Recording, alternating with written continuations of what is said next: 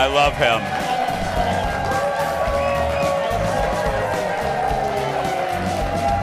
Welcome back. Well, it is an understatement to say there is absolutely no slowing down for our special guest today. She's a legend. That word is overused, but it's applicable. Yes.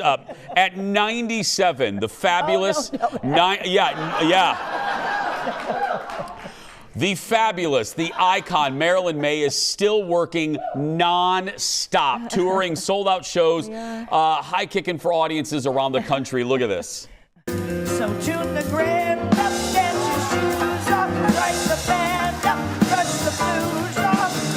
Hallelujah is the day.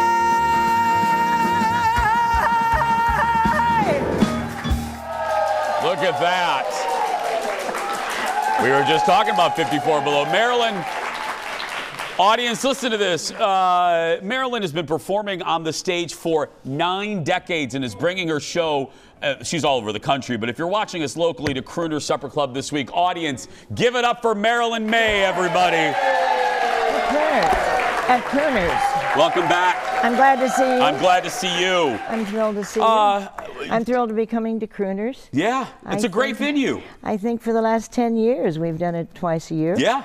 And it's a great room. It's a beautiful room. It's a beautiful space. Our own Aaron Schwaberini performs there. That's right, yes.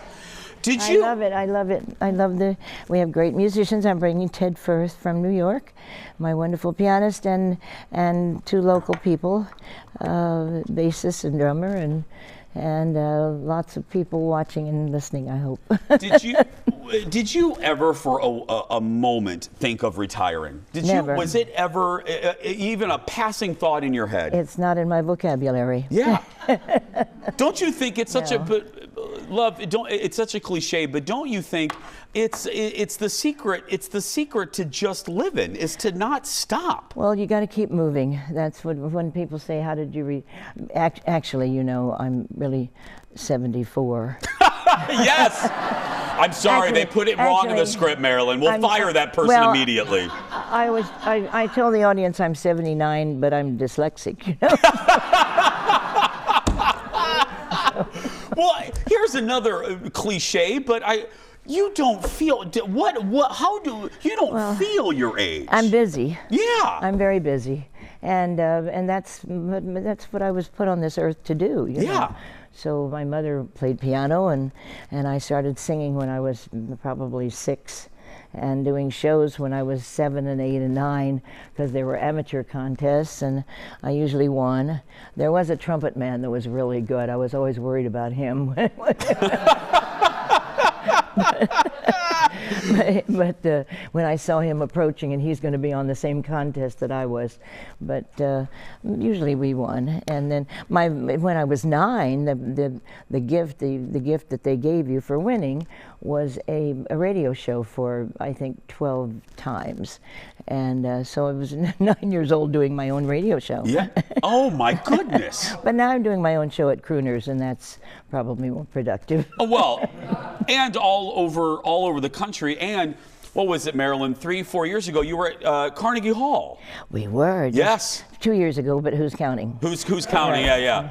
2 years ago, we sold out in the big room. We were in the big room, 2,800 people, and the mayor proclaimed it Marilyn Maye Day. The mayor of New York City. That was an honor. Yes. That was nice. But even more than that, we did a 2-hour show with an 80-piece orchestra, and they were fantastic. They were New York Pops, and my own musicians too were included. And then we got 12 standing ovations. Well, the audience was full of friends who had traveled from all over the country. They were so thrilled that I was at Carnegie, and me too, and so they just kept standing up after. What is it, Marilyn? What is it? Look, even kids know when you say Carnegie Hall, they know the venue. What is it about that facility? What is it about that stage that makes it as magical as it is? Well, it's just probably the heritage and the performers that have worked there, and the prestige of the fact that it's a great New York City establishment. Yeah. You know, it's the entertainment capital of the world, maybe. You know. Do you, because you don't get nervous, do you get the I mean, do you get the butterflies when you step on that particular stage? No, you're thrilled. Yeah. No. You're so thrilled to be stepping on that stage, you know, and the audience reacted to it, and the fact that we were there, doing my own concert. You know, I work it several times. As a matter of fact, I'm going to go back soon to do a show about Hello Dolly, and I'll be doing among the other people that are appearing on it. And I've worked it several times with other people, but to do your own concert for a 2-hour was a thrill. It was absolutely thrilling. And the reviews, we had 7 reviews. I'll send them all to you. Please do. I'll put them up in the grid. Well, I love the New York Times profile. Beautiful picture of you guys. Go Google it. The unstoppable Marilyn Maye. I mean, the New York Times. The unstoppable Marilyn Maye. Whatever that means, we don't know. It means you're an icon. Or singing, I think. No, it means you're an icon. And we have more with Marilyn when we come back. Back in a moment, everybody. Stay right there. It was a beautiful picture, though. It was like a... Welcome back. More with the great Marilyn Maye, everyone. She's all over, touring all over the place. Follow her on social for a list. I'll tell you all that in a little bit. If you're watching us locally, Crooners, we'll give you all the information. Tell us about this show. You've done all types of shows. What show are you bringing to Crooners? I don't know. The last 10 years we've done it twice a year, and this time, this is the year that Johnny Carson celebrates his 100th birthday. And he's in a better place to celebrate it, maybe. But you know, I was the most. I was the singer that did it 76 times. And more, did you guys? Yeah, more than you didn't know that the singer that did the most Tonight Show with Johnny Carson's than anybody else. And y'all know how much I love Johnny, so yeah. And I loved him too. So we're doing a show that lots of the songs that I do on the Carson show. Are you doing any of Are you doing any of his favorite songs? Like I'm doing "Here's That Rainy Day." Rainy Day, yes. I did it 5 times on the show. He would pop into the makeup room and say, "I'm glad to have you back, Marilyn," and say you're going to do "Here's That Rainy Day." And Johnny, I've done it 3 times already, and that's fine. You can do it again. You can do it again. He loves it. So. And Marilyn, look at this. What we're running right now. This is from. Is this from Sullivan? No, this is Hollywood Palace. This is Hollywood Palace. Yeah, this was Hollywood Palace. Look at that dress, Marilyn. Look at that dress. All that hair. It is not a wig, I have to tell you. This is probably mid 60s, Marilyn? I'm blessed. Oh, I don't know. Look 67. at all that hair. Oh dear God. That's the Ed Sullivan Show. This is Sullivan? That's Sullivan, yeah. That's Ed Sullivan. Isn't it?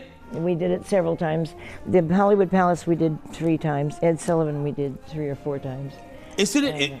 In those days, see, we had all those wonderful shows to do, those musical shows. Yeah. Not so much anymore. No. I mean, yeah, back then, I mean, you had Johnny, you had Ed Sullivan in prime time. And Mike Douglas. In daytime. Yeah. You could just make who was, because I'm a lover of I have a picture of Johnny in my radio room. As I come down, I look at him every day. I wave to him like a dork, but hi, Johnny. That's right. What was it?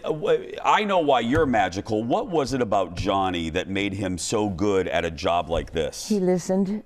Yeah. Really, truly. And paid attention to what was said, you know, and was so glib about how he felt about your work, you know. He called me super singer, and he would turn to the camera and say, "And that, young singers, is the way it's done," and things like that. His remarks were, you couldn't buy those kinds of things. No. You know? But he loved music too.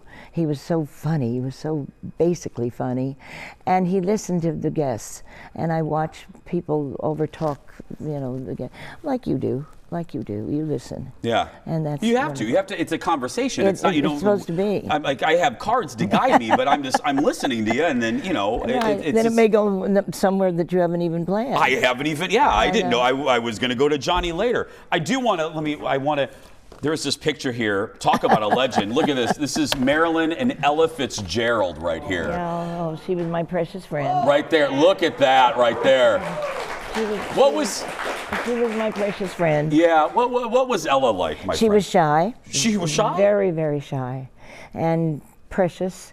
And observed other singers and loved other singers too. And she and I became dear friends in New York.